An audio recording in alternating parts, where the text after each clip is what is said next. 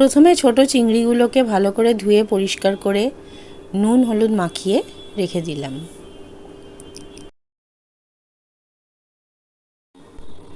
এর সঙ্গে আলু কেটে নিয়েছি একটু লম্বাটে করে, মাছের আলু যেভাবে কাটে আর কি।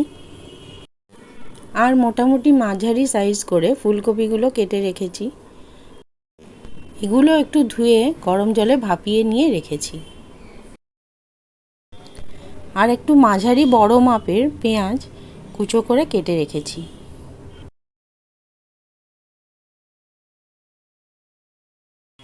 প্যানে তেল গরম হয়ে গেলে ওতে চিংড়িগুলো এবার একে একে ভালো করে ভেজে নেব। একটু উল্টে পাল্টে ভালোভাবে ভেজে নিতে হবে, কিন্তু খুব কড়া করে নয়, ভাজা গন্ধ বেরোলেই হবে। এবার চিংড়িগুলো মোটামুটি ভাজা হয়ে গেছে, দেখুন খুব কড়া করে ভাজিনি। এবার একটা বাটিতে চিংড়িগুলো তুলে রাখবো।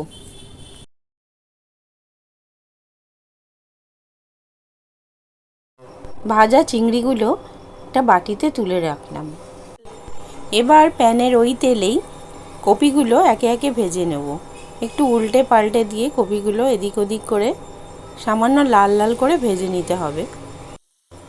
কপিগুলো ভাজবার সময় যদি তেল ছিটকোয় তাহলে একটু ঢাকা দিয়ে নিতে পারেন। আমি একটা ঢাকা ব্যবহার করেছি। কপিগুলো ভাজা হয়ে গেছে, এবার এগুলো একটা বাটিতে তুলে রাখবো। এবার ওই তেলেই কিছুটা কালো জিরে আর কিছুটা জিরে ফোড়ন দেব। এবার ওই তেলে কুচনো পেঁয়াজগুলো হালকা ব্রাউন হয়ে আসা পর্যন্ত ভালোভাবে ভেজে নেব। পেঁয়াজগুলো ভেজে হালকা ব্রাউন হয়ে আসলে ঠিক এই সময় আলুগুলো এর মধ্যে দিয়ে ভাজবো। একটা ঢাকা দিয়ে ভাজলে ভালো হয়, তাহলে আলুগুলো তাড়াতাড়ি ভাজা হয়ে যায়। আলুগুলো হালকা ভাজা হয়ে গেলে ফ্লেমটা একটু কমিয়ে দেব, কারণ মশলা দেবার সময় ফ্লেমটা কম করে নিলে মশলাটা পড়ে যায় না। প্রথমে আদা বাটা, হলুদ, লঙ্কা গুঁড়ো, জিরে গুঁড়ো এইসব মশলার সঙ্গে কিছুটা জল মিশিয়ে কষতে থাকবো, না হলে মশলা পুড়ে যেতে পারে। এই সময় কপিগুলো এর মধ্যে দিয়ে কষতে থাকবো। আর মশলাতে জল মেশালে কি হয়, মশলাগুলো সবজির মধ্যে ভালোভাবে ঢুকে যায়। খেয়াল রাখবেন এই সময় কিন্তু ফ্লেমটা আস্তে করেই রান্না করবেন। সবজিগুলো মশলার সঙ্গে ভালোভাবে মজবার জন্য আমি এতে খানিকটা নুন এবং ঢাকা দিয়ে রান্না করেছি। মশলা ভালো করেই কষা হয়ে গেছে, এবার এতে প্রয়োজন মতো জল দিয়ে দেব। জল দেবার পর ফ্লেমটা বাড়িয়ে দেব। এবারে বেশি আঁচেই রান্না হবে।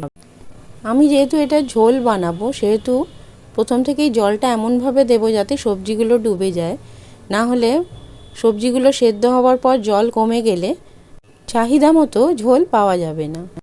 এই সময় দুটো তেজপাতা আধখানা করে দিয়ে দেব। আর জলটা ফোটা অবধি ওয়েট করব। জলটা ফুটে গেছে,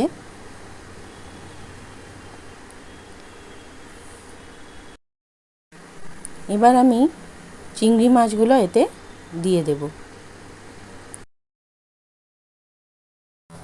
এবার প্রয়োজন মতো নুন দিয়ে দেব আর আঁচটা মাঝারি করে দেব। এরপর ঢাকা দিয়ে মাঝারি আঁচেই রান্নাটা হবে। এখন যতটা ঝোল চেয়েছিলাম ততটা হয়ে গেছে। এবার এর মধ্যে গরম মশলা মিশিয়ে কিছুক্ষণ ঢাকা দিয়ে রাখবো।